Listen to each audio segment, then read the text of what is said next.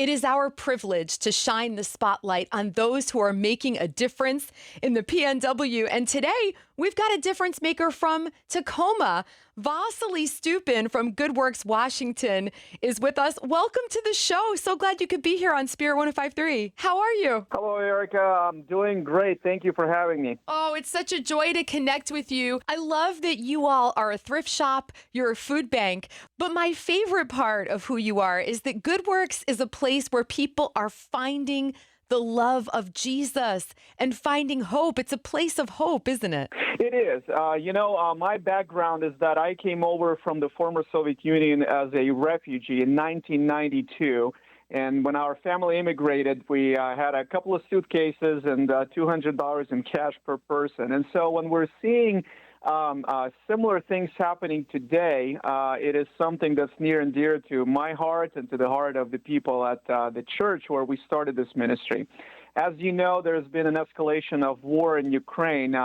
2 weeks ago, we had a 2-year anniversary of that with over 6 million Ukrainians being displaced internationally.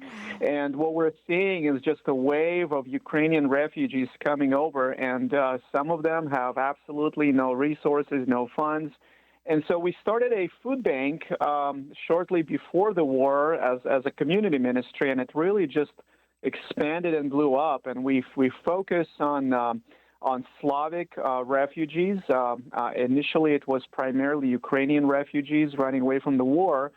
And recently, we're seeing there has been a wave of the Russian refugees, actually, running away from the mobilization and the mandatory military service when they get sent to Ukraine to fight. So we are doing what we can through GoodWorks Ministries, and we have two primary ways to do that.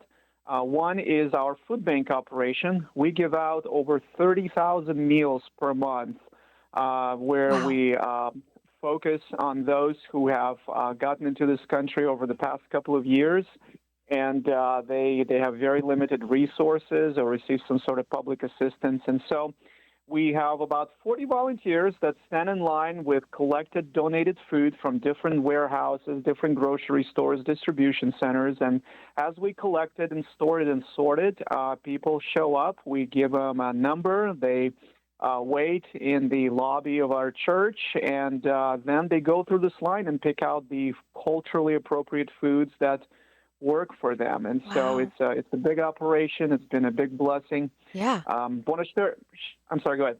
Oh, I was going to say, Vasiliy, how does someone who's lost everything react when they walk in and all of a sudden a volunteer is there putting groceries in their arms and smiling at them? You know, it is so encouraging to hear some of those responses. Some people, they can't believe that we have no financial interest in helping them. They're wondering what's the catch, what's in it for us, and we're just pointing people to Jesus. And one story that happened, I think about a month ago, is we've offered more food to this lady, and she said, "No, I can't take anymore. I only have one pot to make this in." I mean, that's how poor these people are just coming over. They've lost everything. Their houses got bombed. Everything's destroyed. They've lost all of their possessions. Vasiliy, do you find yourself making friends and connecting with these amazing people? We do. Some of them come and visit one of our church services. What makes this ministry unique is we actually have 3 services that we run at our church in Russian and Ukrainian and in English. And so there is a home for everyone. Some of them join home groups. Some of them just need pastoral care and counseling. There is a lot of mental health follow-up that's needed because of the crazy things that they have experienced. And so, yes, there is a lot of connection. I think it is, especially at this stage of their new life in the United States, whether temporary or permanent, they really need that connection with people who are praying for them and supporting them. And how do you see Jesus working at GoodWorks? Because I bet his presence is all over that place.